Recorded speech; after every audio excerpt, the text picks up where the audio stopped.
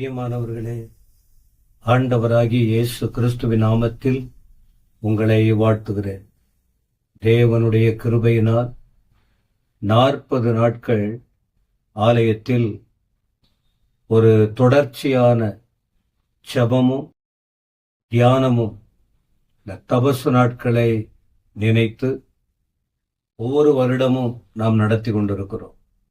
என்னுடைய முழுமையான நோக்கம் என்ன என்று என்னை கேட்டால் நான் சொல்லுவேன், வேதத்தை அறிய வேண்டும், தேவனோடு நெருங்க வேண்டும், தெய்வீகத்தை புரிந்து கொள்ள வேண்டும், அவரை போல மாறுவதற்கு முயற்சி செய்ய வேண்டும். அவர் இந்த பூமியில் இருந்த நாட்களில் எவ்வளவு பாடுகள் பட்டார், வேதனைப்பட்டார், இதெல்லாம் நம்ம வேதத்தில் இருக்கிறது. ஆனா இந்த 40 நாள், இந்த 2026ஆம் ஆண்டு மீண்டும் துக்கப்படவோ அவர் பட்ட பாடுகளை நினைத்து அழவோ என்பதற்கல்லாமல், நாம் எத்தனை முறை அவரை வேதனைப்படுத்தி இருக்கிறோம், கஷ்டப்படுத்தி இருக்கிறோம். இனியாவது கொஞ்சம் புரிந்து வாழ வேண்டும், ஆண்டவரோடு இருக்க வேண்டும், அவருக்காக இருக்க வேண்டும், அவரோடு நடக்க வேண்டும். அவர் மேலே இருக்கிறார் பரலோகத்தில், அவர் சீக்கிரம் வரப்போகிறார். அவர் வருகையில் நாமும் செல்ல வேண்டும் என்பதற்காக தான் இந்த ஆயத்தங்கள். ஒவ்வொரு இடத்திலும் ஒவ்வொரு விதமாய் நடத்துவாங்க. அது அவரவர்களின் அழைப்பு, தெளிவு, உணர்வு, கர்த்தர் காட்டுகிற பாதை. ஆனா நாம இந்த சத்தியத்தை, பூரண சத்தியத்தை அறிய விரும்புகிறோம். கொஞ்சம் கூட மறைக்க கூடாது சத்தியத்தை, தேவனை. எனவேதான் அந்த ஆத்தும பாரத்தோடு இதை காண்கிறவர்களும் கேட்கிறவர்களும் சபை மக்களும் ஒரு நல்லதொரு தெய்வீக அன்புக்குள்ளே, உணர்வுக்குள்ளே வர வேண்டும் என்றுதான் இந்த ஊழியத்தை நாம செய்து கொண்டிருக்கிறோம்.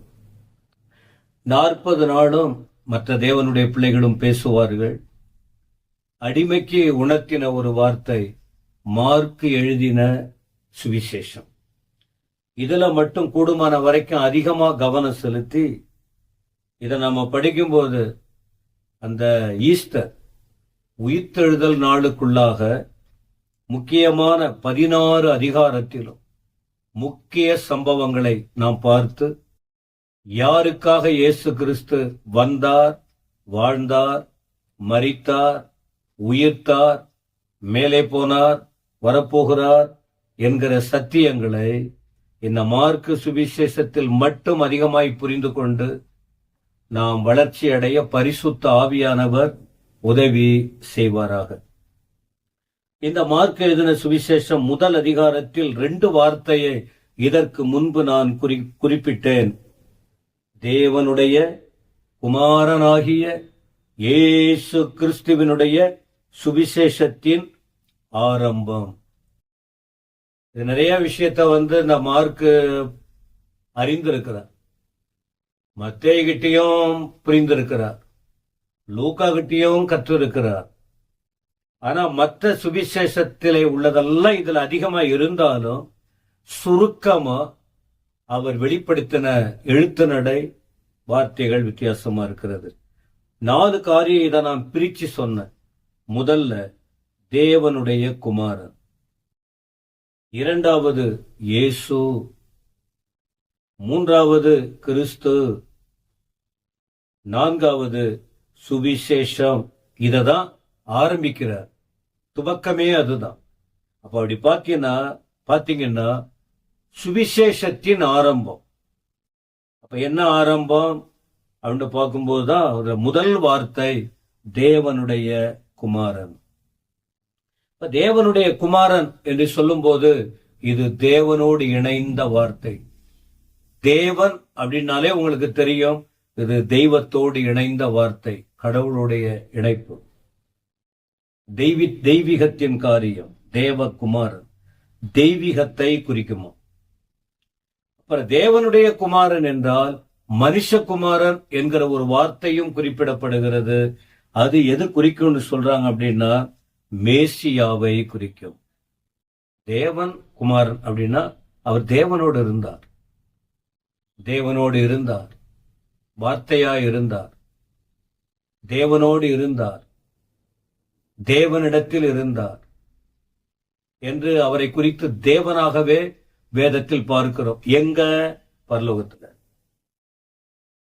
ஆனா தேவகுமாரன் அப்படின்னு வரும்போது மனுஷகுமாரன் என்கிற ஒரு வார்த்தையும் குறிப்பிடப்படுகிறது. ஏன் மனுஷகுமாரன்?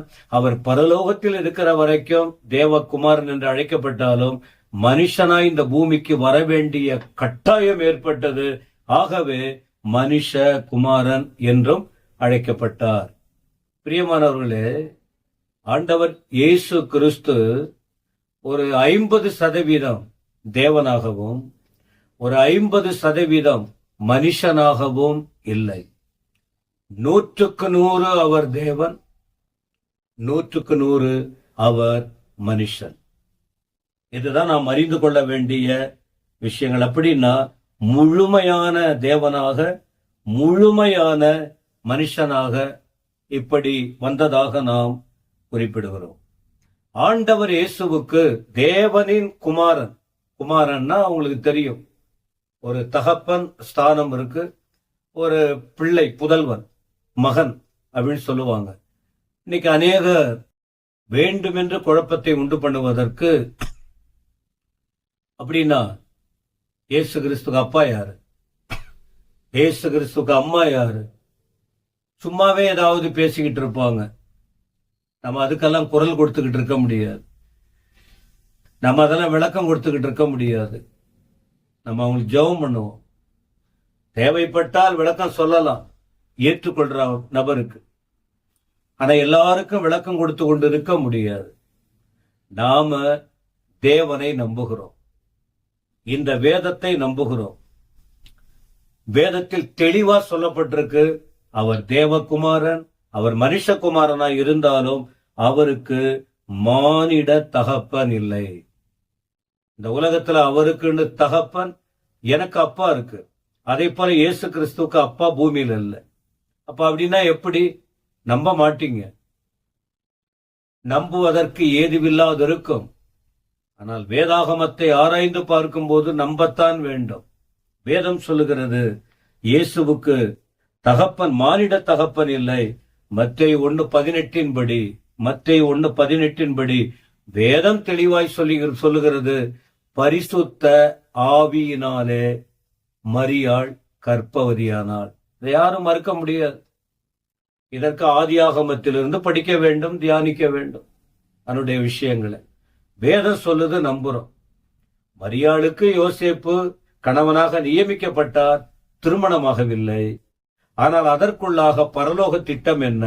ஒரு மரியாள் தெரிந்து கொள்ளப்பட்டு அந்த அம்மாவுடைய கற்பத்தை தொட்டு இயேசுவானவர் அந்த கற்பத்துக்குள்ளாக தன்னை உட்படுத்தி அவர் இந்த பூமிக்கு வெளிப்பட வேண்டும் என்று பரலோக திட்டம் அதுதான் நிறைவேறுகிறது. பரிசுத்தவான்கள் விளக்கமா சொல்லுவாங்க, நம்ம இருக்கிற வசனம் அதுதான். அவருக்கு மானிட தகப்பன் இல்லை, பரிசுத்த ஆவியானவரால் மரியாள் வயிற்றிலே அவர் கற்பம் தரிக்கப்பட்டு அவர் இந்த உலகத்தில் பிறந்தார் என்பதுதான் உண்மை. எனவே சிலர் சொல்றாங்க, இயேசு கிறிஸ்து பிதாவாகிய தேவன் சொல்றீங்களே, அவர் பெரியவர், பிதா பெரியவர், இயேசு கிறிஸ்து சின்னவர். பைபிள் அப்படி இல்லை, ஒண்ணுதான், ஒரே சமநிலை தான். பிதாவாகிய தேவன், குமாரனாகிய தேவன், பரிசுத்த ஆவியானவராகிய தேவன். எனவே இதுல எந்த மாற்றம் இல்லை, இது தெளிவா சொல்லப்பட்டிருக்கு. எனவே குழப்பமடையாதீங்க. நீங்க வசனத்தை கேளுங்க, சர்ச்சுக்கெல்லாம் போங்க, தேவனிடத்துல ஒப்பு கொடுங்க, சத்தியத்தை மறைக்காதீங்க, சத்தியத்துல தெளிவா இருங்க. அவர் தேவகுமாரன், அவர் மனுஷகுமாரன். அந்த தேவகுமாரன் மனுஷனாய் வந்தார், வந்து நமக்காக செய்த செயல்களை நம்ம தொடர்ச்சியா பார்க்க போகிறோம். இந்த மார்க்கு சுவிசேஷம் நம்முடைய கண்களை திறப்பதாக, அநேக சத்தியத்தை கண்டுகொள்ள உதவி செய்வாராக. பரிசுத்த ஆவியானவர் நம்மத்தில் ஊழியம் செய்வாராக. தேவன் உங்களை ஆசீர்வதிப்பாராக. ஆமென், ஆமென்.